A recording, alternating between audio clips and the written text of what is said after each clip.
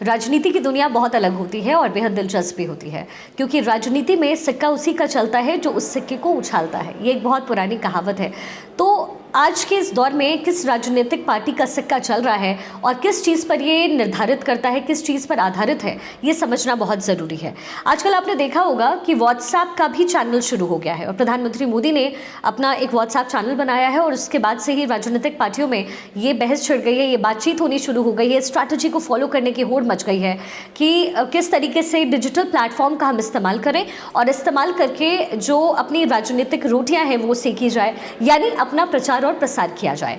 लेकिन ये WhatsApp channel क्या है, या फिर आप यूं कहें कि डिजिटल चैनल क्या है?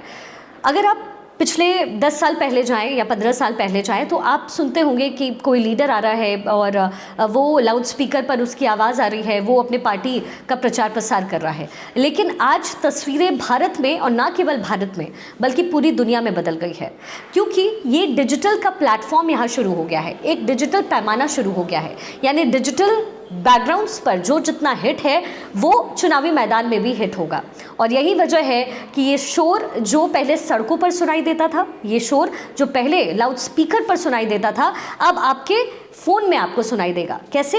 यानी फ़ोन में जब आप डिजिटल प्लेटफॉर्म्स अपना यूज़ करते हैं तो आपको पता चलता है कि पॉलिटिकल पार्टी ने क्या कहा, यानी आपको निर्धारित या फिर आपको डिपेंडेंसी आपकी पूरी तरीके से ख़त्म हो गई है। डिजिटल प्लेटफॉर्म कैसे ये उभर कर आ रहा है ये भी मैं आपको समझाती हूँ। मैंने अभी व्हाट्सएप चैनल का जिक्र किया, आपने ट्विटर का इस्तेमाल करते होंगे, आप फेसबुक का इस्तेमाल करते हैं, आप तमाम अलग अलग डिजिटल प्लेटफॉर्म्स का इस्तेमाल करते हैं, और जितनी त्वरित जानकारी आपको उन प्लेटफॉर्म्स पर मिलती है वो बहुत मुश्किल है कि कोई आपसे कहे आप जाएं और तब सुने, तब वो काम करता है। इसी तरीके से जो तमाम पॉलिटिकल पार्टीज़ हैं इस वक्त डिजिटल प्लेटफॉर्म का इस्तेमाल कर रही है, और एक हेडलाइन है मेरे पास और ये जो कह रहा है वो भी मैं समझाती हूँ। Indian leaders build new digital megaphone, यानी कहने का मतलब ये है कि जो आज के इंडियन लीडर्स हैं वो अब डिजिटल प्लेटफॉर्म पर पूरी तरीके से शिफ्ट कर गए हैं। मिलियंस में उनके फॉलोअर्स बन रहे हैं। जैसे कि मैंने कहा, प्रधानमंत्री मोदी ने जब व्हाट्सएप चैनल का इस्तेमाल शुरू किया तो अचानक उनकी मिलियन फॉलोअर्स बन गए।